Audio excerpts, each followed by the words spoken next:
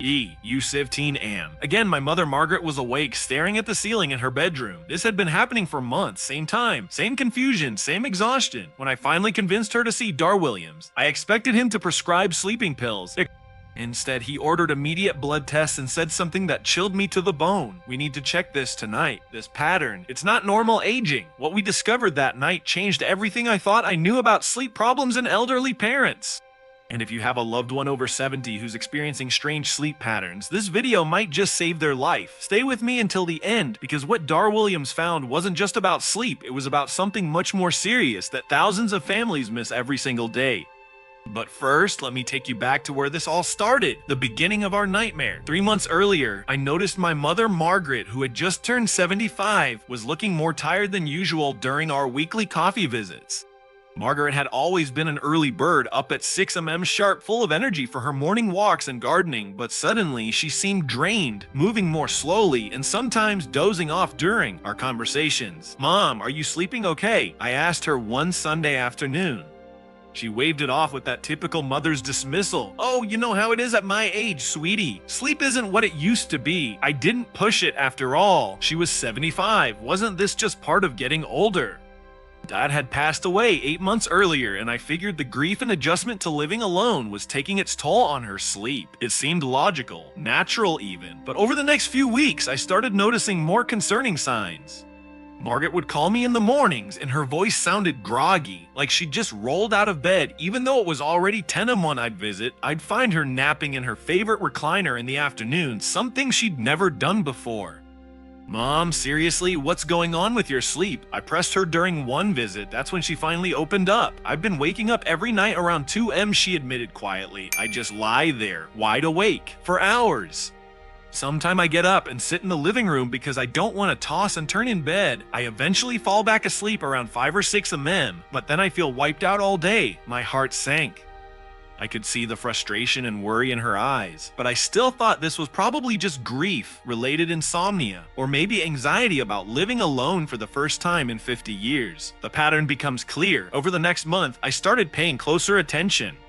Every time I called Margaret in the morning, she'd mention having another restless night, but it wasn't random. It was always around the same time, 2:15 a.m, she'd say, or 2:20 am, sometimes 1:55 a.m, but pretty close to 2. I suggested all the usual remedies. And I tried chamomile tea before bed, cutting out caffeine after 2 p.m, keeping her bedroom cooler, getting blackout curtains, even those meditation apps. Nothing worked. If anything, she seemed to be getting worse. Margaret started backing out of social activities because she was too exhausted.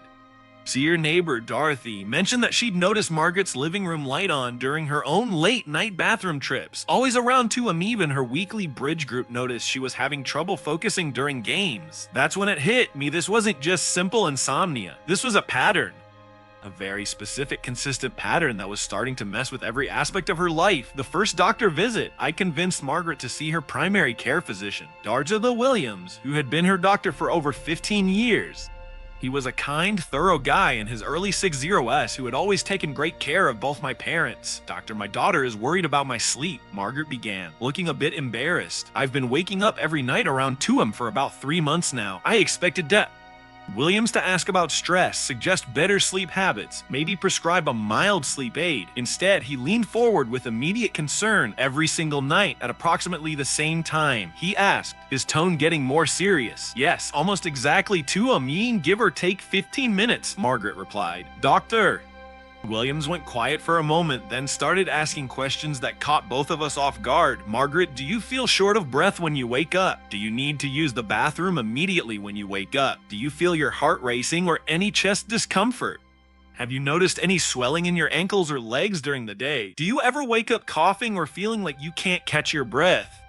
Margaret answered yes to several of these questions, things I hadn't even thought to ask about. She did wake up needing to pee immediately. She had noticed some ankle puffiness, but figured it was from sitting around too much. And yeah, sometimes she felt slightly winded, but she'd blamed it on being anxious about not being able to fall back asleep. Dr. Williams put down his pen and looked at both of us seriously. "We need to check this tonight. This pattern, it's not normal aging."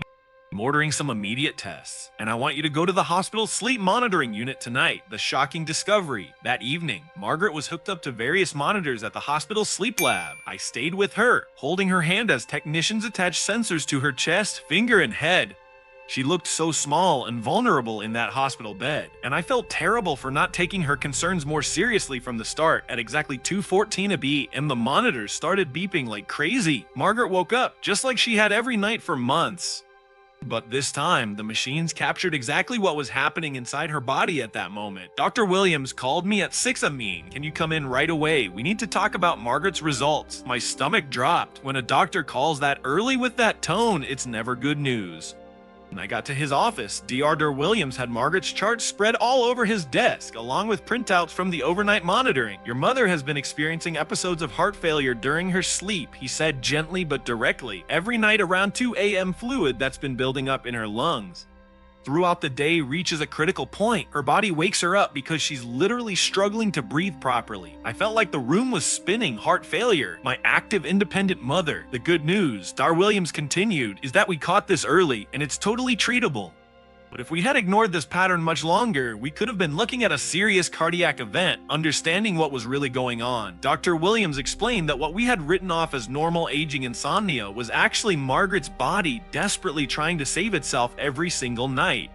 During the day, Margaret's heart wasn't pumping efficiently enough to handle her body's fluid levels. As she lay flat in bed at night, gravity stopped helping her circulation, and fluid started building up in her lungs.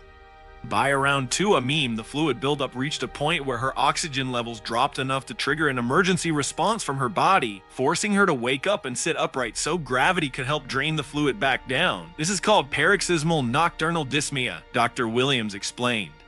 It's one of the early warning signs of congestive heart failure. Margaret's body has been fighting for her life every single night for 3 months. The frequent peeing when she woke up, that was her kidneys working overtime to get rid of the excess fluid her heart couldn't handle, the ankle swelling. Fluid retention from her compromised heart function, the daytime exhaustion, her heart was working way harder than it should, and the broken sleep was preventing her body from getting proper rest. The treatment that changed everything. Dr. Williams immediately started Margaret on a carefully planned treatment program. She got a mild water pill to help her body eliminate excess fluid, an ACE inhibitor to help her heart pump more efficiently, and specific instructions about monitoring her fluid intake throughout the day. But the most important change was how she slept. Margaret now sleeps with her head propped up on several pillows, which helps prevent fluid from accumulating in her lungs during the night. Within 1 week, the 2 a.m. wake-ups stopped completely. Within 2 weeks, Margaret's energy levels were back to normal. So within a month, she was back to her morning walks and bridge games, feeling better than she had in months. Warning signs every family needs to know. Dr. Williams stressed that Margaret's situation wasn't unusual. He sees this pattern all the time in patients over 70, but families often brush it off as normal aging until it becomes a crisis. Here are the warning signs he told us to watch for in elderly loved ones: consistent nighttime waking at the same time every night, especially between 1 a.m. and 4 a.m. This isn't random insomnia. It's often the body responding to a serious problem. Immediate need to pee upon waking. While this can have lots of causes, when combined with consistent wake times, it can mean fluid retention issues. Sitting up or needing to get out of bed to breathe comfortably. Any trouble breathing while lying flat is a major red flag. Ankle or leg swelling that's worse in the evening. Fluid retention often builds up throughout the day and can signal heart or kidney problems. Increased daytime tiredness despite spending enough time in bed. When the body is fighting internal battles all night, restful sleep becomes impossible. Needing more pillows to sleep comfortably. Gradually needing more elevation to breathe easily at night is a classic early sign of heart problems. What you can do right now. If your elderly loved one is experiencing any of these symptoms, don't wait. Dr. Williams emphasized that catching this early can mean the difference between a manageable condition and a life-threatening crisis. Keep track of the pattern. Write down when your loved one wakes up, how they feel, and any other symptoms.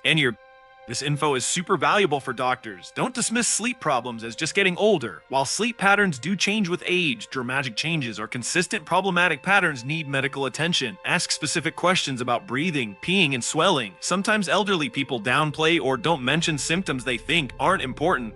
Trust your gut. If something feels wrong, keep pushing with healthcare providers, even if initial explanations seem reasonable. The emotional side. Looking back, I beat myself up for not recognizing how serious Margaret's symptoms were sooner, but dapper. Williams reminded me that even many healthcare providers might have initially chalked these symptoms up to aging or grief without the specific pattern details. Margaret, for her part, felt so relieved that her concerns were real and fixable, not just something she had to live with. She had been suffering quietly, thinking this was just her new reality at 75. The biggest lesson for our family was learning to listen more carefully to changes and patterns rather than accepting things as unavoidable parts of getting older. 6 months later, today Margaret is doing amazing. Her sleep is back to normal, her energy levels are steady, and she's even started taking evening walks with her neighbor Dorothy. The condition that almost went undiagnosed is now well controlled with medication and lifestyle changes. She still sees DER Williams regularly for checkups, but her heart function has stabilized, and she's learned to spot early warning signs if her condition changes. Most importantly, our whole family now gets that sudden changes in elderly loved ones deserve serious attention, even when they seem like minor annoyances. Bottom line for families: Margaret's story could have had a totally different ending if we had kept dismissing her sleep problems as normal aging. Dr. Williams later told us that undiagnosed heart failure in elderly patients often leads to serious heart attacks, hospitalizations, and a major drop in quality of life. If caught early, like in Margaret's case, it's totally treatable and manageable. If your elderly loved one is having consistent sleep issues, don't wait to get medical help. Pay attention to patterns, ask detailed questions about other symptoms, and advocate for thorough evaluation when something doesn't feel right. The human body is incredibly good at sending warning signals when something's wrong. Our job is to listen carefully and respond appropriately. Margaret's 2 ups weren't just about sleep. They were her body's desperate attempt to keep her alive every single night, thanks to Dr. Williams' expertise and our persistence. Getting answers, we caught a serious condition early enough to treat it effectively. Your loved one's sleep problems might be telling you something just as important. Don't ignore what their body is trying to say. Thanks for watching this important story. If it hit home with you, or if you have an elderly loved one experiencing similar symptoms, please share this video with others who might benefit. Your sharing can help another family recognize warning signs before it's too late. Please comment below if you've been through similar situations with elderly family members, and don't forget to subscribe for more health awareness content that could make a real difference in your family's life. Remember, advocating for your loved one's health isn't being overprotective, it's being ready to catch problems while they're still fixable. Margaret's story proves that sometimes the most important medical discoveries happen when we refuse to accept that suffering is just part of getting older.